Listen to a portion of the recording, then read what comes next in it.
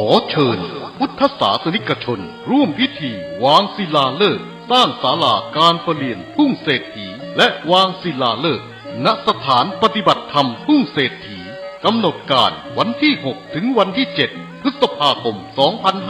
2565 เริ่มเตรียมสถานที่วันที่ 8 พฤษภาคม 2565 วันขึ้น8 ค่ำเดือน 8 เหนือเวลา 8 นาฬิกาถึง 12 นาฬิกาญาติโยมบูชาแผ่นดวงฤกษ์ทำบุญตามอัธยาศัยเวลา 13 นาฬิกา 30 นาทีพระสงฆ์เจริญพระพุทธมนต์เวลา 14 นาฬิกา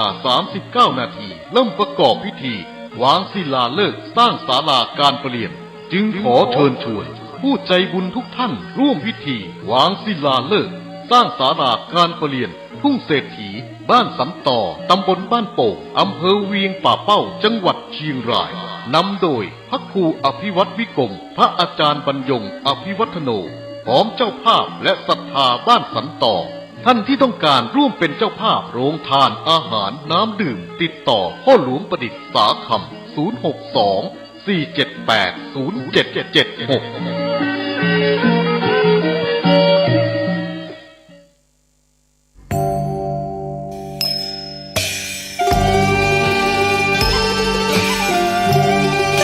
เนื่องในวันคล้ายวันกำเนิดครูบาเจ้าศรีวิชัยและครบรอบ144 ปีในวันเสาร์ที่11 มิถุนายน 2565 นี้มูลนิธิครูบาศรีวิชัยจังหวัดเชียงใหม่ขอเชิญชวนชายไทยผู้เลื่อมใสในพระพุทธศาสนาและศรัทธาครูบาเจ้าศรีวิชัยสมัครอุปสมบทเป็นพระภิกษุจำนวน9รูปเป็นเวลา9วันเพื่อเป็นสิริมงคลแก่ตนเองและครอบครัวเป็นรุ่นที่23รุ่นเสริมสรรพมงคลอุปสมบทณวัดพระสิงห์วรมหาวิหารแล้วเข้าไปฝึกปฏิบัติวิปัสสนากรรมฐานที่วัดร่ำเปิงตะโปธารามผู้สมัครจะต้องมีอายุ20 ปีบริบูรณ์ขึ้นไปไม่เกิน45 ปีไม่เคยอุปสมบทเป็นพระภิกษุมาก่อนต้องเข้าฝึกต้องจำคำขออุปสมบทได้ไม่น้อยกว่า4 ครั้งและต้องอุปสมบทได้ครบ9 วันไม่ต้องมีรอยสักที่อาจทำให้เสียภาพลักษณ์ของพระภิกษุสงฆ์ผู้อุปสมบทไม่ต้องเสียค่าใช้จ่ายใดๆแต่อาจจะร่วมบริจาคตามแต่จะมีจิตศรัทธาได้ผู้สนใจสอบถามรายละเอียดและสมัครโดยตรงที่พระครูวินัยธรชัชวาลชวนะปัญโยผู้ช่วยเจ้าอาวาสวัดพระสิงห์วรมหาวิหารโทร0818828129หรือที่นายพยูนมีทองคำประธานกรรมการมูลนิธิโทร0897007939ตั้งแต่บัดนี้จนถึงวันศุกร์ที่13 พฤษภาคม 2565 นี้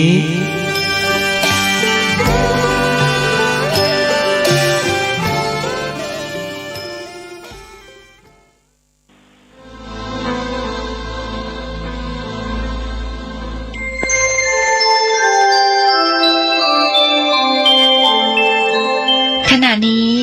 ท่านกำลังฟังสถานีวิทยุกระจายเสียง FM 104.5 เมกะเฮิรตซ์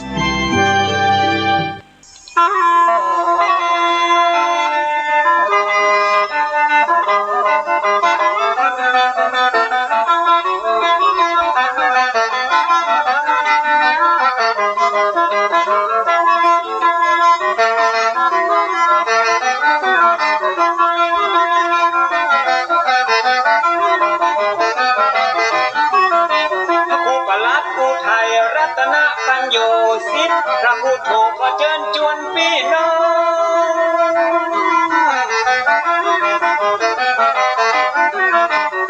งสาธุชนทุกคนแห่งห้องล้านนาตัวต้องบอกว่าไกลมาฟังรายการที่มีสาระน้อมนำธรรมะมาสาธยายขึ้น96.5เสียงใส104.5ดังไก่กระชอน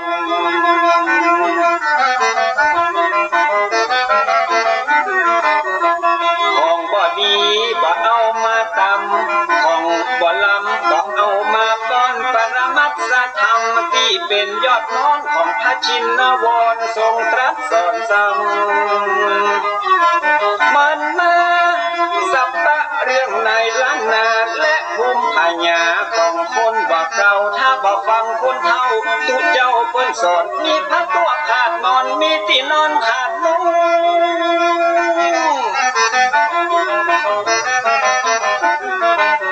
วันหน้าวันตามันจะหยาบยุ่งแต่ฟุ้งเหมือนไฟลงเปียแผ่นดินจะมีแต่คนชั่วคนจะลืมตัวผัวจะลืมเมียวัยรุ่นจะกินเหล้าเมาเบียร์สังคมจะเสื่อมเสียครอบครัวจะแตกแยก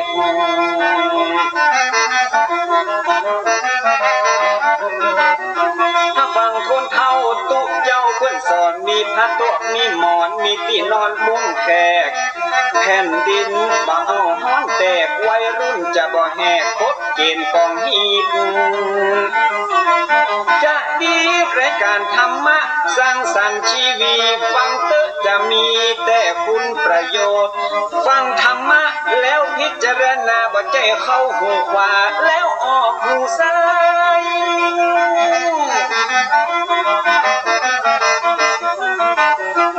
มีประโยชน์เมื่อนำมาใช้ในชีวิตอย่างมหาศาลเตือนบอกผู้ใดประมาทบอกขาดเรื่องกินเรื่องทานคนมีศีลย่อมมาดลบันดาลหูสุขสำราญเจริญรุ่งโรจน์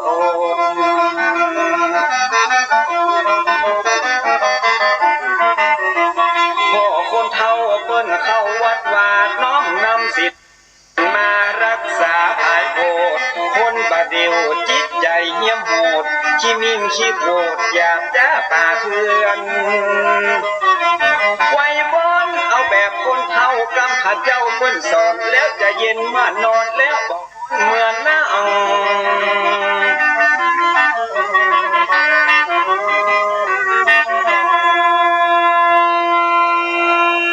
ขอเจริญสุขสวัสดีท่านสาธุชนทุกท่าน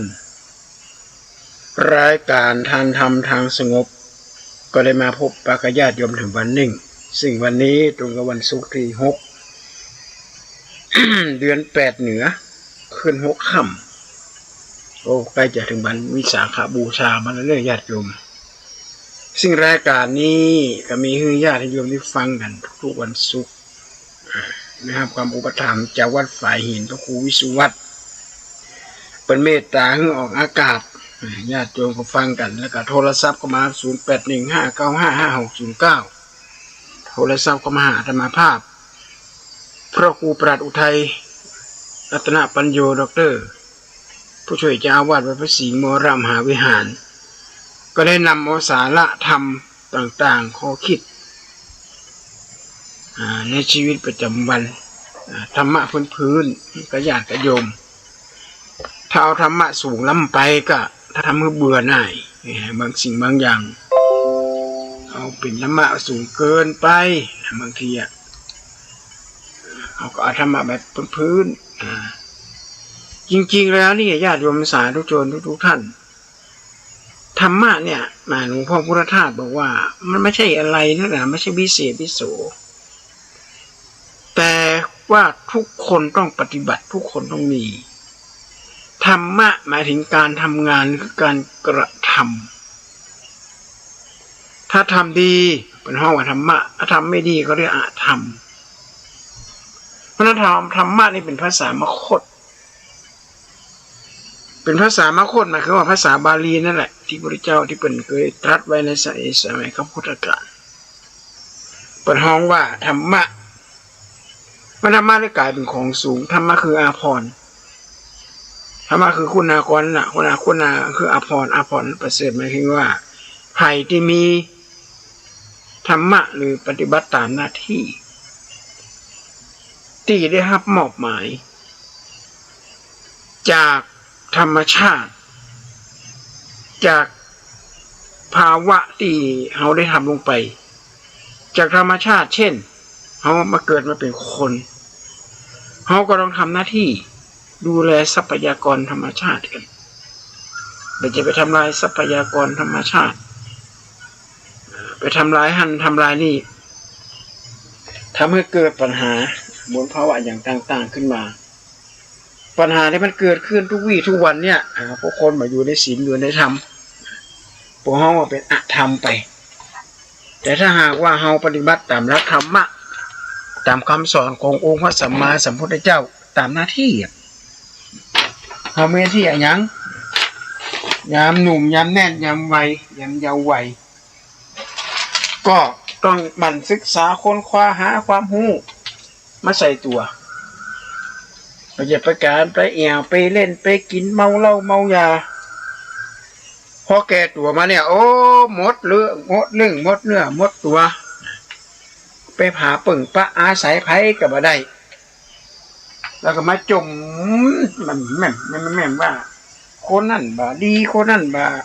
ช่วยเหลือเกื้อกูลคนนั่นบ่พอบ่กอยจริงๆแล้วเนี่ยนะจุดเริ่มต้นมาจากตัวเฮาเองที่เฮาบ่ได้มาทำหน้าที่ของความเป็นวัยรุ่นความเป็นหนุ่มเป็นสาวถ้าเราทำหน้าที่ของเราตามที่ธรรมชาติเป็นกำหนดเอาไว้เนี่ย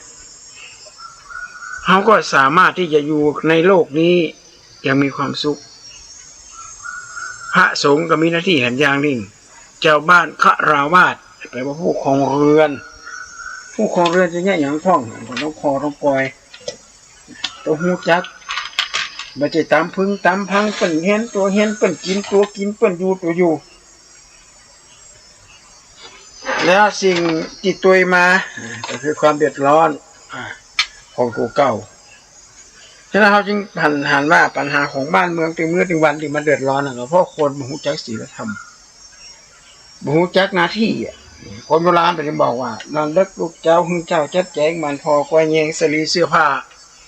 ถึงสายอรุณลุ่งคุณวันหน้าฮื้อตัวนงยาลูกเจ้ายาจ่าปลาแข่งกำแหงลงแล้วฮื้อเตือนก่อนเจ้าสามีฮื้อมันชำระช่วยล้างคัดสีให้ยอดนารีดังไฟดึงเข้ามันจะหน้าที่ตื่นขึ้นมาพระธรรมชาติญาติโยมมันเป็นเรื่องมหัศจรรย์เป็นเรื่องแปลกมันแปลกตรงที่ว่าธรรมชาติจะฮู้จักแหล่งของธรรมชาติกันเองถ้าญาติโยมไปอยู่ไปแอวจังหวัดน่านอาตมาเคยไปเรียนหนังสือเวียงสามีแม่น้ำสายอยู่ใกล้ๆเจ้าบ้านเปิ้นปีไหนถ้าหมดส้มแป่งหางอยู่ไปมาละปีนั้นเจ้าบ้านจะช่วยกันเตรียมการว่าปีนี้น้ำจะท่วม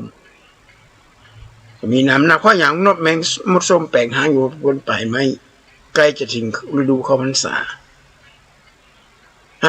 ในเจ้าบ้านมันพอไว้แล้วก็นกหมดนี่มันหูเร่งแล้วจะไม่นั่นท่วมมันเป็นธรรมชาติที่เป็นสิ่งที่อัศจรรย์นะญาติโยมเป็นสิ่งอัศจรรย์มากเพราะฉะนั้นธรรมะเนี่ยถ้าบึ้งต่ำแล้วก็เป็นของสูงนาครุตลาหญิงหลังค่อมที่ปรากฏในเรื่องของนางสามาวดีถ้าเขาไปเรียนบาลีเขาจะได้เรียนหูละเราแปลบาลีนางสามาวดีกระจายนาครุตลาไปซื้อดอกซื้อดวงมาเอามาประดับประดาในหัวในวังปรากฏนาครุตลาเม็ดบอกคนมันเฮาแหละเม็ดคนไทยยักยอกเอาเงินตีนางสามาวดีนี่หมอบเพื่อวันละเล็กวันละน้อยวันละ100 200วันละกี่กะหาปะนะก็ว่าไปนะก็เก็บไปเอาไว้กินไว้ใช้เนี่ยก็หมดตามภาษาของคนที่ก็ได้สักกลุ่มสตางค์ก็ได้ของมีอยู่วันหนึ่งนางครุตลานี่เป็นทางฟังธรรมะของพระพุทธเจ้าโอ้ได้ฟังธรรมะซาบซึ้งมากเลยซาบซึ้งจนกระทั่งว่ายอมรับว่าตัวเองเนี่ยปฏิบัติบัตรถูกต้องตามหลักคำนองของธรรมพิษแบบพิษเบาพิษธรรมชาตินางครุตลาก็เลยสตางค์ตีซ่อนไว้เนี่ยมาซื้อดอกไม้มาประดับประดาทำให้นางสามาวดีสงสัยว่ายังเกิดอย่างขึ้นนางก็เล่าฟังไปฟังธรรมะของพระพุทธเจ้าเหมือนว่าทราบซึ่งตรงนี้จะไปเนี่ยทำซ้ำจะไปเม็ดอย่าไปบักรับเข้าเล่าของไผ่ละคราวนี้ต่อไปนี้จะเป็นคนเด็กดีจะเป็นคนดีของบ้านของเมืองของสังคมนางสามาวดีว่าไหนร้องฟังแล้วธรรมะบ่ได้ธรรมะเป็นของสูงของศักดิ์สิทธิ์นางสามาวดีก็เลยให้นางครุตลาหลังยิงหลังค่อมคือเป็นนั่งบนบัลลังก์นั่ง แท่นบัลลังก์ของนางสามาวดี แล้วก็อู้ธรรมะจนข้างนางเนี่ยได้หันธรรมะหันชัดเจนนางสามาวดีเพราะธรรมะเนี่ยจึงหอมกับหน้าที่ทุกอย่างที่เกิดมาในโลกนี้ไอน์สไตน์บอกว่าไม่มีอะไรเกิดมาแล้วไม่มีประโยชน์ทุกอย่างในโลกนี้เกิดมาแล้วมีประโยชน์ทั้งนั้นแต่จะมีนักหรือมีน้อยมันอยู่ที่ปัญญาที่เราค้นคว้าศึกษาอย่าลืมว่าพระพุทธเจ้าของในพระองค์ทรงเป็นนักปรัชญามาก่อนถ้าเขาได้อ่านหนังสือของริชเดวิดนะฮะบนห้องฉายาว่าประเทศเอเชียเอวิดเปิ้นได้แต่งหนังสือพุทธประวัติมาได้แต่งฮะเปิ้นก็ได้ศึกษาค้นคว้าแล้วมารวบรวมละเอียดมากญาติโยมสมัยที่พระพุทธเจ้าบำเพ็ญทุกขกิริยาในหนังสือในตำราห้องบันทึกลงไปพระองค์นั่งกรรมฐานนั่งปฏิบัติธรรมวันหนึ่งรอเลี้ยงงัวเลี้ยงควายเลี้ยงงัวนะโอ้เลี้ยงงัวพระหันเขาใส่พระพุทธเจ้านะพระพุทธเจ้านี่ไม่ใช่ธรรมดาเนี่ยญาติโยมหัวใหญ่รูปร่างสูงโปร่งนะฮะภูมิฐานละอ่อนกันว่าเป็นผีเป็นสาบ้ากันเอาอย่างเป็นลุไปหล่อไปจุไปไล่เอาต้นเป็นห้องว่าต้นเอาต้นชมพู่กันเอาไปปักที่พระพุทธเจ้านั่งปากว่าเราไม่มีดอกพึ่งขึ้นมาเลยอดปักกันตกใจโล่นเนียนแล้วพระองค์มาได้เสวยน้ำดื่มน้ำอย่างมาหลายวันรอนคนนี้ก็เอานมลีดนมแพะเอามาให้พระพุทธเจ้าดื่มพระเจ้าก็ได้ดูดนมนะถ้ามีน้ำนมมันนั่นน่ะมีแล้วพระองค์จะไม่ได้เป็นพระพุทธเจ้าละนักประวัติพุทธประวัติเนี่ยบางอย่างนี่เป็นก็ต้องเปิดกระเทียนลึกซึ่งศึกษาละเอียดนักไปกว่านี้มีแต่หลายอย่างนะฮะที่เขาอ่านในนักหนังสือในหนังสือพุทธประวัติในนักธรรมตรีนี่ยังบละเอียดแท้เตี้ยยังบละเอียดเตี้ยในหนังสือของปัญญาชาดกเป็นบอกว่าพระพุทธเจ้าเขาไปหั่นคนเกิดคนแก่คนเจ็บคนตายเนี่ยมันจะหั่นวันเดียวนะญาติโยมหั่นแล้วทิ้งระยะช่วงระยะห่างเนี่ยจะเป็นเดือนนะแล้วถึงมาพิจารณาว่าเขาจะได้ต้องแก่เขาจะต้องเจ็บเขาจะได้ต้องตายอันนี้ก็เป็นหลักสำคัญเพราะเวลาเขาอ่านหนังสือหรือศึกษาค้นคว้าเรื่องประวัติศาสตร์อย่าไปเอาเรื่องราวที่เปิ้นไม่ได้ศึกษาโดยตรงมาวิเคราะห์ถ้าเอาเรื่องที่เปิ้นไม่ได้ศึกษาเรื่องนี้โดยตรงแล้วเขาเอามาวิเคราะห์นี่มันจะเป็นลักษณะผิดสมมุติว่าเปิ้นเขียนเรื่องมูลศาสนาในเรื่องตำรามูลศาสนาไม่ได้เกี่ยวข้องเกี่ยวกับการสร้างบ้านแปลงเมืองพญามังรายเอาไผ่มาแปลงพ่องมีพระสาหายกี่คนเปิ้นไม่ได้ถึงนะเพราะว่าหนังสือเล่มนี้ไม่ได้เกี่ยวข้องกับการสร้างบ้านแปลงเมืองเปิ้นอาจจะถึงน้อยๆว่าสมเด็จพระนารายณ์มหาราชเห็นทิวทัศน์งดงามพระองค์เลยดำริสร้างเมืองเชียงใหม่ตัวเพราะว่าหนังสือเล่มนี้ไม่ได้เกี่ยวกับการสร้างบ้านแปลงเมืองแล้วเขาจะไปมาตีความว่าโอ้ยพระพุทธเจ้าพระยามังรายแปลงไม่ได้เอาสาหายมาแปลงเปิ้นจารึกอยู่ในหนังสือจารึกอยู่ในศิลาลักษณ์ของศิลาจารึกหนังสือแต่ละเล่มเนี่ยจารึกนักเพราะหนังสือศิลาจารึกเนี่ยเปิ้นจารึกเพื่อสำหรับการสร้างบ้านแปลงเมืองแต่หนังสือแต่ละเล่มที่เป็นแต่งเนี่ยไม่ได้แต่งเรื่องเกี่ยวกับสร้างบ้านแปลงเมืองนะเกี่ยวกับการเผยแผ่ศาสนาลัทธิอย่างต่างๆนานาเหล่านี้เชียงใหม่เรานี่มีหลายลัทธิมี18นิกายกันนะญาติโยมวันนี้บ่เอามาเถอะนะเอาชั่วโมงหน้าจะอู้ถึงว่านิกายแต่ละนิกายเนี่ยเปิ้นถืออย่างใดปัจจัยธรรมดานะญาติโยมสภาสีนั่นสีนี่สีเข้มสีจางสีอย่างเนี้ยเพราะฉะนั้นเชียงใหม่เขาเนี่ยนะฮะเป็นห้องว่าเป็นเมืองหลวงแห่งล้านนาคือเป็นเมืองหลวงเหมือนกับกรุงเทพเหมือนกับกรุงเทพราชอาณาเป็นราชอาณาธานีอาณาล้านนา ห้อมล้อมประเทศทะเลแห่งวัฒนธรรมพอจะได้ก็มีแต่ความสวยสดงดงามมีภาษาภาษิตข้อคิดคำคมคารมวัวหารล้านนาอีสานมีนี่เหรอมดกหมดเสียงจัดโคโลมินัสเนี่ยจัดโคโลมินัสบอกโอ้ยประเทศเชียงใหม่แล้วเนี่ยมันเป็นประเทศนี่มีตัวหนังสือมีภาษามีวัฒนธรรมต้องมีอย่างหลายสิ่งหลายอย่างที่ประเทศใหญ่ๆเปิดแบบนี้กันยกตัวอย่างเช่นอย่างอเมริกาอ่ะเป็นประเทศใหญ่บอกมาได้อะแต่อเมริกาต้องใช้ภาษาอังกฤษนะไม่ได้ใช้ภาษาอเมริกาแต่เพียงแต่สำนวนสำเนียงน่ะเป็นภาษาของเขาเองแต่เชียงใหม่เขานี่เป็นของกูเองเลยในปีพุทธศักราช2509เนี่ยฮะศาสตราจารย์นิธิเอี่ยวศรีวงศ์เปิดหลักสูตรการสอนเกี่ยวกับตัวเมืองนะฮะตัวเมืองอักษรตัวเมืองโอ้โหในมหาวิทยาลัยเชียงใหม่ปรากฏว่านักศึกษาเนี่ยอ่านตัวเมืองได้ก็เราไปเปิดตำราอย่างต่างๆเนี่ยนะปัดข้อโอ้เชียงใหม่เขาใหญ่ว่าโดยเฉพาะพระพุทธศาสนาพุทธศาสนาลุ่มแม่น้ำปิงเนี่ยกว้างใหญ่ไพศาลกว่าบุกศรีอยุธยาก่อนกว้างใหญ่ไพศาลมากแม้กระทั่งการเรียนภาษาบาลีในสมัยสิริมังคลาจารย์นะลูกแต่งคัมภีร์มงคลทีปณีขึ้นมาบัดนี้เอาเป็นหลักสูตรของปริญญาธรรม3ประโยค4ประโยค5ประโยคมงคลสูตรวิชากับจะเรายากปริญญาโยมตอนเรียนประโยค4เนี่ยเกือบบ่ได้เลยทำ ยากประทับทำข้อสอบเกี่ยวกับการแปลมงคลสูตรเพราะฉะนั้นพุทธศาสนาในลุ่มแม่น้ำปิงเนี่ยจึงใหญ่กว้างใหญ่ไพศาลเพราะฉะนั้นเราอ่านตำรับตำราเกี่ยวกับการสร้างบ้านแปลงเมืองหรือตำรับตำราบางเล่มเขาจะไปเอามาสรุปมาได้แล้วอ่านหนังสือวิทยานิพนธ์เนี่ยคนอ่านหนังสือวิทยานิพนธ์นี่เป็นจะต้องอ่านวัตถุประสงค์ขอบเขตของการวิจัยว่าเป็นหนังสือเล่มเนี้ยไปเขียนอย่างใดเป็นแต่งอย่างใดเป็นมีวัตถุประสงค์อย่างใดยกตัวอย่างเช่นอาตมาภาพ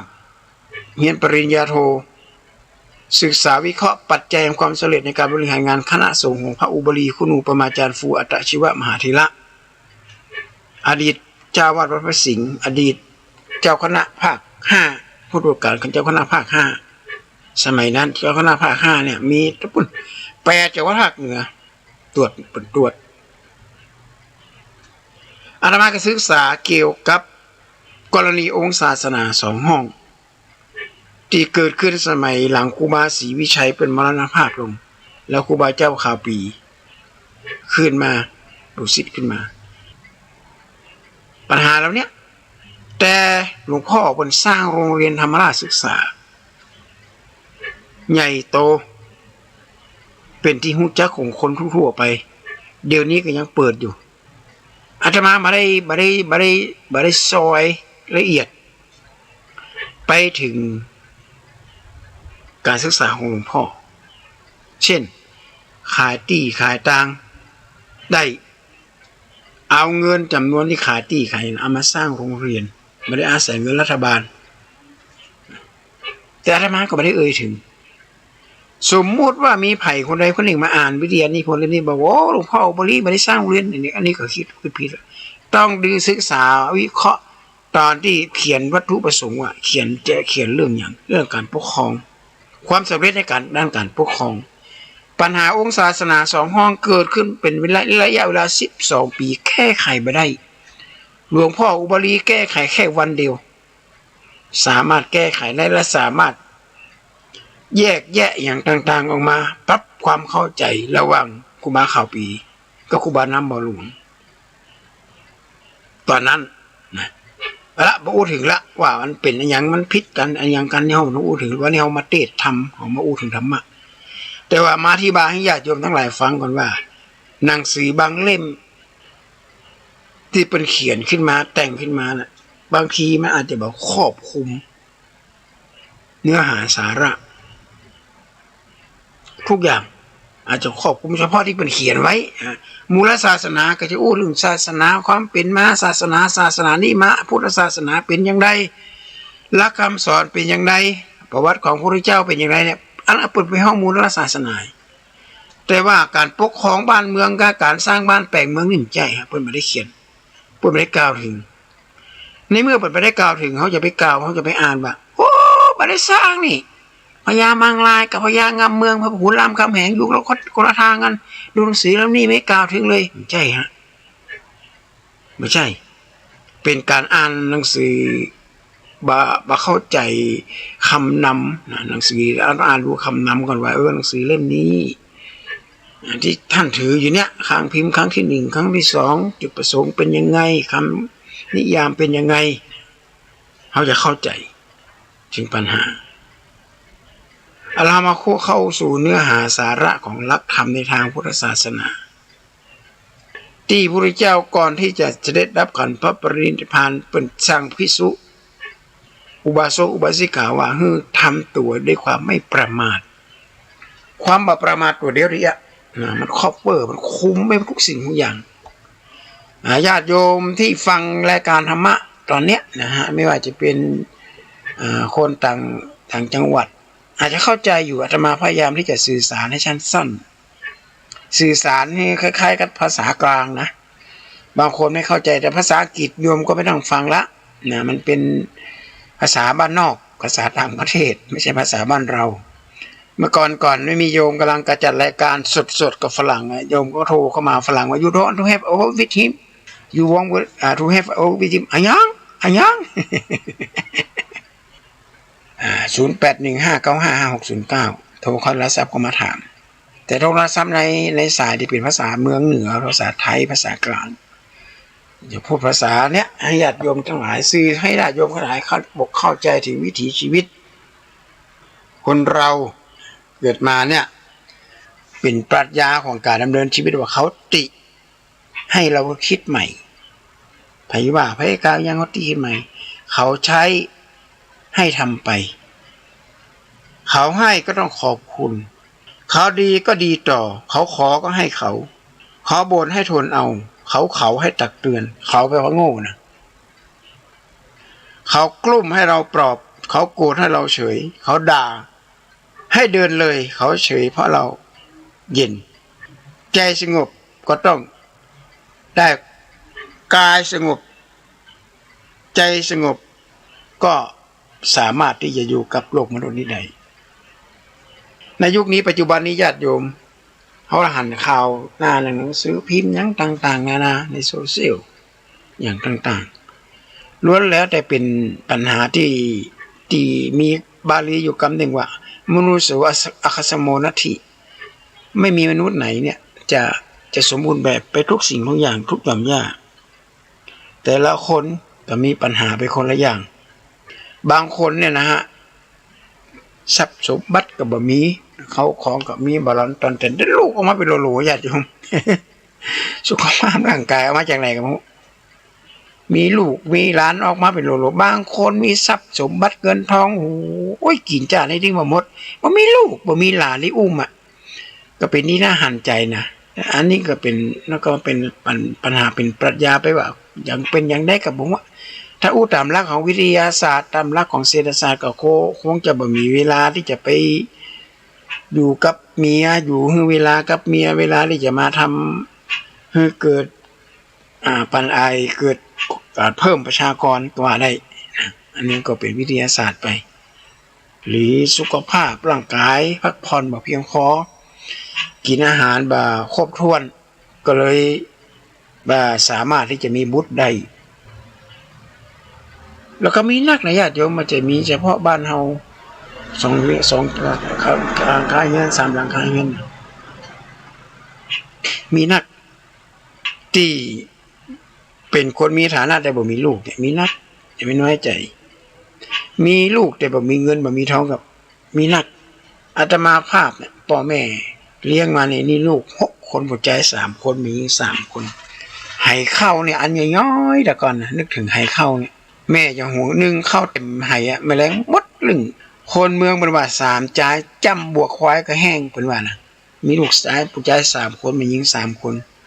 แต่ก็บ่เคยมีปัญหาอย่างเพราะว่า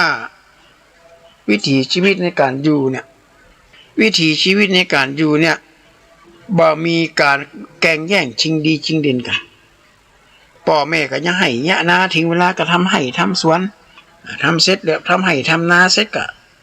รอในระหว่างรอเกี่ยวข้าวก็ไปปลูกข้าวให้ก็ไปปลูกบักแตงก็ทำนั่นทำนี่จนกระทั่งข้าวมันเหลืองเต็มต้งแล้วก็เกี่ยวข้าวเสร็จแล้วได้หมดก็ต้องกองข้าวเสร็จก็ต้องตีข้าวแล้วก็เอาข้าวมาใส่ในหลอมและวิถีชีวิตของชาวบ้านชาวจองอยู่กันมีความสุขถึงเวลาก็ไปวัดไปวาไปกินไปตามไปฟังเทศน์ทางฟังธรรมพออารยธรรมตะวันตกมาครอบงำเนี่ยนะปัญหามันเกิดขึ้นแล้วพระองค์ตรงตรัสว่านาทีตัสนามาสมาพัมบะมีนะครับปันแม่น้ำมันเต่ากับปัญหานี่มนุษย์ติ๊กบ่มีมนุษย์มีความสิ้นสุดเลยใครได้นั่นก็ได้นี่มี1แล้วใครมีแหม2มี2แล้วใครมี3มี3ใครมี4แล้วปัญหาต่างๆนั้นมันก็เกิดขึ้นแล้วคราวนี้พร้อมกับการเพิ่มประชากรในยุคนั้นบัดเดี๋ยวนี้ประชากรไม่ต้องกลัวละบ่เพิ่มพอประชากรมาเพิ่มเนี่ยประชากรของพระสงฆ์ก็ต้องลดลงไปตามเหตุตามปัจจัย เพราะอย่างนั้น 1 ครอบครัวลูก1 คนบางคนลูกเป็นผู้ชายไม่หญิงไม่ได้มาบวชสักกรรมบางคนมีลูกเป็นผู้ชายไม่ได้มาบวชสักกรรมเอาไปเรียนหนังสือเงี้ยเอาไปเป็นพยาบาลเป็นตำรวจเป็นหมอเป็นครูบาอาจารย์เป็นข้าราชการเป็นนักธุรกิจไปอ่ะไม่ได้มาบวชสักกรรม พอบ่ได้มาบวชแล้วประชากรของพระสงฆ์ก็ย่อมลดลงไปตามลำดับมันเป็นตามเหตุตามปัจจัยประเทศญี่ปุ่นก็เป็นญาติโยมปัญหาประชากรลดนี่ญี่ปุ่นนี่ก็เกิดขึ้นหนักแต่ว่าเทคโนโลยีด้านการแพทย์เป็นสูงประเทศญี่ปุ่นเลยมีคนเฒ่าคนแก่หนักกว่าคนหนุ่มเทคโนโลยีด้านการแพทย์มันสูงคนสมัยโบราณบอกว่าเมืองไหนห่างไกลแพทย์ขาดแคลนนักปราชญ์อยู่ห่างจากท่าน้ำเมืองนั้นหาความเจริญหาความงอกงามมาได้ห่างไกลแพทย์หมดหมออยู่ไกลเป็นเย็นอ้วนนี่โอ้โหใหญ่ไรน่ะนึกวาดภาพออกแล้วกันว่ามันจะเกิดอย่างขึ้นห่างไกลแพทย์ขาดแคลนนักปราชญ์หรือผู้รู้แต่ก่อนนี้เปิ้นต้องเข้าวัดเข้าวาโลกคนสมัยก่อนไม่ว่าบ้านใกล้ท่าไม่มีน้ำกินช่างปั้นดินไม่มีหม้อใช้ยาเลี้ยงไก่ไม่ฟังเสียงขันถ้าอยากจะขึ้นสวรรค์ให้มาแก้ผ้าในวัดเนี่ยคนก่อนเป็นสอนกันบ้านใกล้ท่าอยู่ใกล้วัดใกล้วัดประตูบ้านติดกับกำแพงวัดพีดหัวกันถึงวันบ้านใกล้ท่ามันมีน้ำกินเหมือนกับคนอยู่ท่าน้ำแต่มีน้ำกินน่ะบ่ฮู้จักวิธีเอาน้ำมากินเอามาต้มก็มากองก็เอามาหยังก็ได้บ้านใกล้ท่าแต่บ่มีน้ำกินบ่มีน้ำใจบ้านใกล้ท่าไม่มีน้ำกินช่างปั้นดินไม่มีหม้อใช้ก็เหมือนกับลูกหลานเนี่ยเหมือนกับดินจะปั้นเป็นนายทหารก็ได้จะปั้นเป็นพยาบาลเป็นหมอเป็นนักราชการเป็นครูบาอาจารย์ปั้นได้พ่อแม่สามารถปั้นให้ลูกได้เหมือนกับช่างแปลงหม้อจะแปลงหม้อใหญ่หม้อน้อยหม้อหยังแปลงได้หมดพวกเป็นช่างปั้นดินแต่ไม่มีหม้อใช้เหมือนมีลูกแปลงร้านโอ้อ่านข่าวแล้วเศร้าสลดใจลูก7 คน8 คนเลี้ยงพ่อเลี้ยงแม่คนเดียวบ่ไหวเพราะอย่างเนี้ยสำคัญมากช่างปั้นดินไม่มีหม้อใช้น่ากลัวนะญาติโยม ปัจจุบันนี้แต่บัดเดี๋ยวนี้บ่ได้เป็นช่างปั้นดินบ่มีหม้อใช้นะบ่มีดินที่ปั้นแล้วบัดเดี๋ยวนี้เพราะลูกบ่ออกบางคนบ่ยอมแต่งงานมีลูกแท้ๆแต่ลูกบ่แต่งงานอันนี้ก็สำนัก ทรัพย์สมบัติมูจะฮื้อไผเนี่ย อาตมาภาพไอ้แค่นี่มันจะเป็นโควิดนะไปดื่มน้ำสำลักน้ำแก๊สคนห้าวแก๊สน้ำจะขอดื่มน้ำสักน้อยมูกันไปเราควนกันไปยินท้ากันไป ช่างปั้นดินไม่มีหม้อใช้มีลูกมีเต้าแท้ๆใจมันได้บางคนนี่เบ่งบางคนนี่ด่าเลยรู้งี้ไม่เบ่งไม่ได้กว่าว่าแม่ไม่เบ่งกูมาแม่กระต่ายท้องกลมเนี่ยเนาะเถียงแม่เนาะร้อนบาเดียวนี่นะเห็นหน้ากลัวเหมือนกัน อย่าเลี้ยงไก่ไม่ฟังเสียงขันไก่มีหน้าที่ปลุกคนตื่นในเจ้าไก่ขันขึ้นมาปุ๊บคนก็ตื่นขึ้นมาหุงข้าวหุงเอานึ่งข้าวแต่ก่อนนึ่งเนาะนึ่งข้าวก็ดังไฟนึ่งข้าวก็ไปแยกเด็กเนี่ยการเนี่ยแต่ถ้าไก่ตัวใดมาขันดึกเดินเกินคืนเนี่ยมาแจ้งเนี่ยมาขันตั้งแต่หัวค่ำเนี่ยต้องเอาไปต้มไปเลี้ยงแกงเอาไปแกงเลี้ยงปล่อยอะไรเปิ้นจะมาดูแลเปิ้นจะมาพอกันเปิ้นจะมาเอามาเป็นเปิ้นจะมาเอามาเป็นไก่ผู้เจ้าเล่าอย่าเลี้ยงไก่ฝั่งจะเปิ้นเปรียบเหมือนกับพระสงฆ์ปลุกคนนี้ต้องตื่นจากความโลภตื่นจากความโกรธตื่นจากความหลงสอนให้คนให้อยู่บัดเจว่าบัดสอนผู้คนบรรยากาศอย่างนั้นบัดใช่แต่สอนให้คนรู้จักการดำเนินชีวิตที่ถูกต้องเนี่ยหมอกปอแหงแกงหมอกปอต้องหูจักหนุ่งย่องหูปอดีแต่งอย่าไปเล่นไปเลยอย่าไปนอนแล้วไผ่เสี่ยงกาเครื่องแต่งกายนี่ท้อโอ้เสื้อผ้าอาภรณ์เอาไว้ไหนพ่อมไรหูจักหนุ่งย่องหูปอดีคนเฮาสุดท้ายก็ต้องตายเป็นผีทรัพย์สินไผมีก็ถึงเอาไปได้รวยเป็นคนเดียวเด้จะเก็บไว้หลังร่องแล้วก็อันนี้คือเปิ้นสอนให้คนฮู้การดำเนินชีวิตที่พระองค์ทรงตรัสไว้ว่าโภชเนมัตตัญญุตานี่ไม่ได้สอนพระสงฆ์อย่างเดียวนะเจ้าบ้านฮอดด้วยรู้จักประมาณในการกินอาหารนี่สำคัญที่สุดเอกังนามอาหารสัพเพสัตตาอาหารและสิทธิการนี่สำคัญมากอาตมาภาพเนี่ยวันบัดเจ้าเนี่ยวันนี้เป็นอันนี้อาตมาภาพบันทึกวันที่บันทึกเทปวันพุธนะวันนี้นะแต่เอาวันพัดนะเอาอากาศมันถูกวันศุกร์มีโยมท่านหนึ่งบอกขอจื่อละถ้าอาจารย์ดูก็ครับโยมไอ้ไผเนี่ยผมนะครับจำอันยังไม่เสียงอะไรผมจะมาหาอาจารย์นะครับก็มาก็จะมาปรึกษาอาจารย์ลองบอกข่าวๆแล้วปัญหาอย่างจะได้เตรียมไว้เป็นมะเฮงญาติโยมมะเฮงติดตับมะเฮงติดถุงลำดีมะเฮงติดลำไส้3ที่ปฐมสงโคแจ็คพอตจะมีการผ่าตัดหรือจะฉีดคีโมอย่างต่างๆนานาเหล่านี้คนอายุแค่เท่าไรเห็น64-65แก่อาตมาไปน้อยเริ่มเป็นแล้วญาติโยมก็เลยซื้อว่าไปกินอะไรอย่างมาแกก็บอกว่ามาก็กินเนี่ยของปิ้งของย่างกากินอาหารฟาสต์ฟู้ดเนี่ยผมมันมีเวลาเนี่ยกะมีเวลาเนี่ยเข้ากับป่าผมก็กินมั้ยมันเปิงอะกะกินแล้วต้องคายออกแล้วกินแล้วต้องเอาออกนะเป็นที่มันขำอยู่ในร่างกายนะถ้าอายุเลข5ปะเนี่ยบ่าย3โมงกินข้าวแรงเลยอย่าเดี๋ยวเลยจะไปกิน5โมง6โมงขำมาได้นะสักบ่าย3เนี่ยรีบเริ่มกินไปเด้อและญาติโยมจะได้รู้ว่าน้ำหนักของมันหายไปเลยหายไปบัดต้องไปตกใจนะน้ำหนักลดลงริมลังเป็นมะเร็งอีกไม่ใช่นะมันต้องดูเหตุดูปัจจัยก่อนน้ำหนักลดไปนี่ก็เพราะว่าอาหารที่เขากินเขาเลยมันย่อยละตอนหัวค่ำเหลือบากว่าแห้งก็เอาเปิ่นก็ได้บอกว่าเตดก็ได้เอามากินกล้วยก็ได้สักแกน2แกนปละหมอกหัวค่ำกินนี้หมอกห้องต้องผลการวิจัยคนพบล่าสุดในญาติโยมการมากินข้าวน้ำข้าวแรงเนี่ยกระเพาะบ่มีสิทธิ์ที่จะไปกัดกดบ่สามารถจะไปกัดกระเพาะได้นะอันนี้เป็นงานวิจัยครั้งล่าสุดบักกัดบางคนก็บอกว่าบ่ได้กินข้าวแรงระวังอันนี้นะกดมันจะกัดในกระเพาะมาใช่เพิ่นบอกมันใช่คือกินน้ำมั้งนะน้ำนี่สำคัญที่สุดวันหนึ่งต้องบัดต่ำกว่า2ลิตรบัดต่ำกว่า2ลิตรนะญาติโยมก่อนนอนก็ต้องกินกลางคืนตื่นขึ้นมาเนี่ยหิวน้ำกินน้ำไม่ได้ไปกลัวใกล้แจ้งก็กินน้ำหิวมันก็กินบ่ตื่นมาก็ต้องดื่มน้ำแล้วร่างกายเขานี่พอได้หับน้ำปุ๊บมันจะไหลเบียนไปเหมือนกับว่า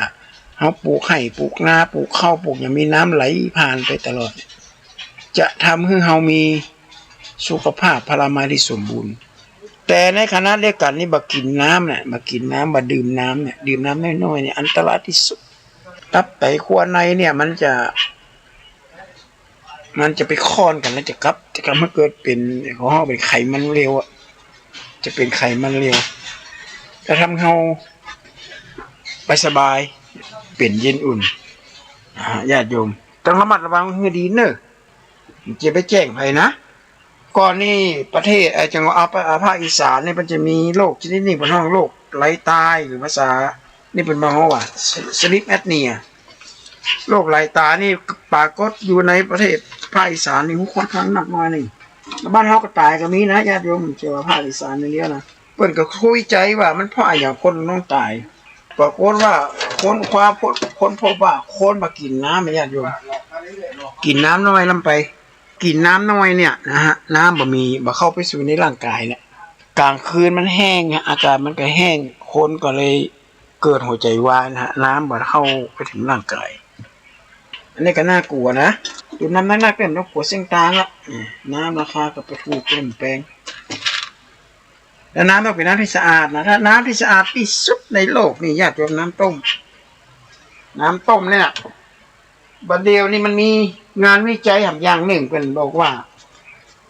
ถ้าอยากจะให้ด่างปวดห้องวัดด่างนี่นะที่มันป้องกันมะเร็งได้เนี่ยร่างกายของมะเร็งเนี่ยนะมันกลัวที่สุดคือด่างคือกินน้ำมะนาวบีบน้ำมะนาวใส่แก้วแล้วก็เอากินทุกวันนะถ้ามีเกลือดำเกลือธรรมดาก็ได้เกลือดำมันจะเน็ตอาตมามีเนอะถ้าไผ่ผ่านมาทางนี้ก็แวะมาเอาเหลือนี่ประมาณสัก2 กิโล พอดีพระมาจากประเทศเนปาลไปมาฝากหลายเดือนละก็เลยเอาแจกญาติแจกโยมไปเพราะเหลือน้อยนี่ไผ่ผ่านมาทางนี้ก็แวะมาเอาบักขี้สตางค์เนี่ยแจกฟรีนะเป็นห้องเป็นง้วนดินเป็นเกลือดำมาจากประเทศเนปาลนะเพราะมันแห้งขนาดนั้นเขาเอาเกลือเขาใส่สักน้อยเยอะเขาใส่สักน้อยคนก็ดื่มแล้วก็ดื่มน้ำตัวสักแก้ว2 แก้วร่างกายเขาจะมีแต่ด่างเพราะร่างกายเขามีด่างนั่นเนี่ยมะเร็งเนี่ยมันจะมาเกาะนอกจากมะเร็งแล้วเปิดวิจัยว่าเชื้อไวรัสบางชนิดนะแต่อันนี้ยังแบบเต็ม100%ใช่ป่ะเช่นโควิดเนี่ยก็อาจจะถ้าเกิดมันเผลอไผหลงเข้ามาในร่างกายเขาแล้วมันเจอด่างเจออย่างนี้มันอาจจะบาโกตัวก็ได้นะนอกจากที่เขาฉีดวัคซีนแล้ววัคซีนก็ต้องฉีดเนอะวัคซีนก็ต้องฉีดตามที่เป็นหมอแนะนำหมอเปิดฉีดลูกจะไปเจี้ยคนนั้นคนนี้ไปที่รถประชากรดิเอาคนน่ะนะไปเจี้ยคนนะครับคนนี้โดนมันตายมันเกิดนักเจี้ยหัวหมออันก็คนนั่นเลยโรงพยาบาลไม่มีเหลือคุณหมอก็ตายกันเมื่อไหร่หมอทุกคนต้องฉีดหมอคนไหนแบบฉีดมาได้จะเดินทางไปต่างประเทศจะเดินทางไปขึ้นเครื่องบินขึ้นอย่างถ้าแบบได้ฉีดวัคซีนมันก็บ่ขึ้นนะเพิ่นถือว่าเป็นบุคคลที่น่ากลัว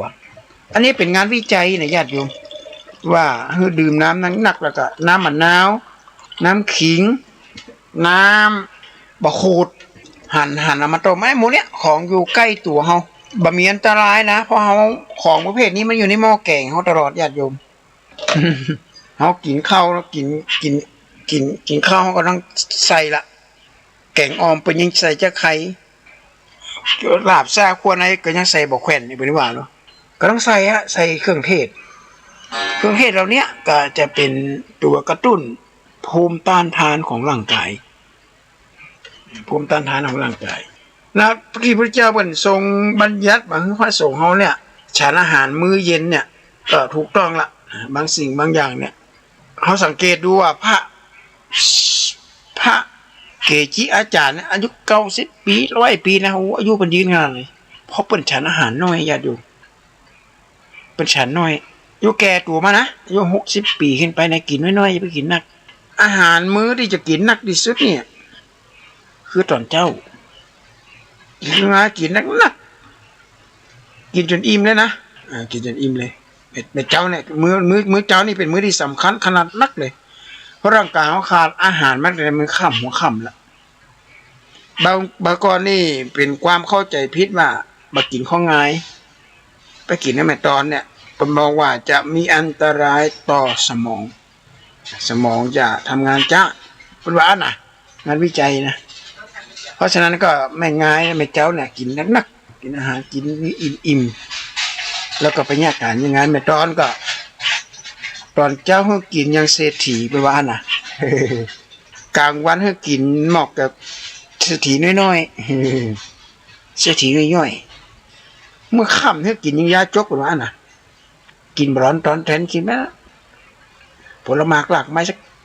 ลูก2 ลูกก็อยู่ได้ละแต่เพิ่งกินเจ้าหน่อยอย่าไปกินค่ำเพราะอย่างไรต้องเพิ่งกินค่ำเนี่ยพวกกินอาหารค่ำเนี่ย ร่างกายมันมาได้สละมันมาได้ไว้ใจญาติโยมไม่ได้เตี้ยว่ากินแล้วก็นอนน่ะเป็นเหลือว่ะแล้วอาหารที่กินเข้าไปมันก็กลายเป็นอะไรอย่างอาหารที่กินเข้าไปก็กลายเป็นห้องว่าไตรกลีเซอไรด์อย่างนั้นนะคนยุคใหม่นี่นะเป็นไขมันเร็วที่ไปสะสมในร่างกายถ้าวันเดียวกินก็ไม่เป็นอย่างแต่ถ้ากิน1 วันเอาเลยเนี่ยถ้ากิน1 วันเนี่ยเอาละกินบ่อยๆเนี่ยมันจะได้งานเอาสิ่งเหล่านี้ที่อาตมาอู้มาเนี่ยนะฮะเพราะว่าบ่าวธรรมะเป็นข้อละเพราะว่าครูบาอาจารย์แต่ละท่านเป็นก็เอาธรรมะข้อนั่นข้อนี่มาอู้ก็เฮาก็พยายามทำให้มันแปลกแนวไปสักหน่อยหนึ่งแต่เข้าอยู่ในบริบทของธรรมะของพระพุทธเจ้าคือทำตัวบ่ให้ประมาท 1. รู้ทันโรค 2. ป้องกันโรค 3. รักษาโรคแล้วก็ 4. ฟื้นฟูสมรรถภาพแต่นี่เฮาที่อาตมาภาพอู้มาเนี่ยเอาหูตันมันละมะเร็งมาตะแปลว่าตายนะเป็นมะเร็งเนี่ยบ่หายนะแต่เฮาหูตันมันว่าไอ้หยังที่ทำให้เกิดมะเร็งเนี่ยต้องหูตันมันก่อนแล้วเขาจะต้องกินด้วยกันของปิ้งของย่างอ่ะ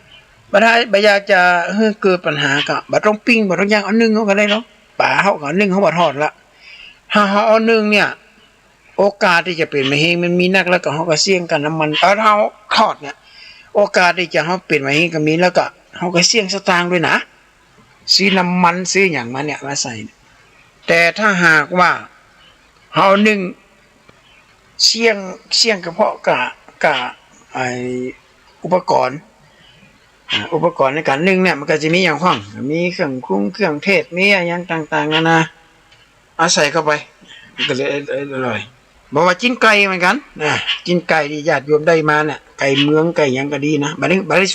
ส่งเสริมมงคลค่านะสมมติได้เนื้อไก่เนื้ออย่างมาเนี่ยจะทอดก็กลัวเป็นจะกินไก่ก็กลัวจะเป็นมาห้องเหมือนกับอันนึงเอานั่นใส่เครื่องเทศเข้าไปน้ำหนัก อันนี้มาได้ส่งเสริมมงคลค่าสัตว์เนอะแต่ว่าเขาได้เนื้อได้อย่างมาเป็นพักกรรมการญาติโยมพักกรรมการมาเจอว่าเอาไปปิ้งเอาไปทอดแล้วอาตมาภาพสังเกตดูว่ามีนักการเมืองท่านหนึ่งอดีตเป็นผู้ว่าราชการจังหวัดกรุงเทพเนี่ยเบอร์ชื่อเป็นก็ได้เนาะเปิ้นผ่าตัด2 รอบตามในหนังสือเปิ้นว่านะผ่าตัดเกี่ยวกับเส้นเลือดในหัวใจตีบตันทำบายพาสก็เปิ้นกินมังสวิรัติจะได้ต้องเปลี่ยนด้วยอาตมาภาพก็เลยไปถามคุณหมอก็มีโอกาสเป็นอยู่เพราะว่ามังสวิรัติที่ทอดด้วยน้ำมันพืชที่นะมันจะว่าน้ำพืชทั่วไปที่ไม่ได้คุณภาพหรือที่ใช้แล้วกินเป็นจำนวนมากกินทุกวันกินบ่อยโอกาสที่ไขมันทานตรงนี้จะไปสะสมในเส้นเลือดมีเยอะน่าจะแม่นอันนี้พอกินปลานะญาติโยมคนกินปลาปูย่าตายายเขามาเป็นไปเป็นอย่างงมีใครเป็นนี่ไขมันอุดตันในเส้นเลือดอันนี้เป็นอย่างนี้ไปผ่าตัด2 รอบ 3 รอบผ่าตัดของห้องบายพาส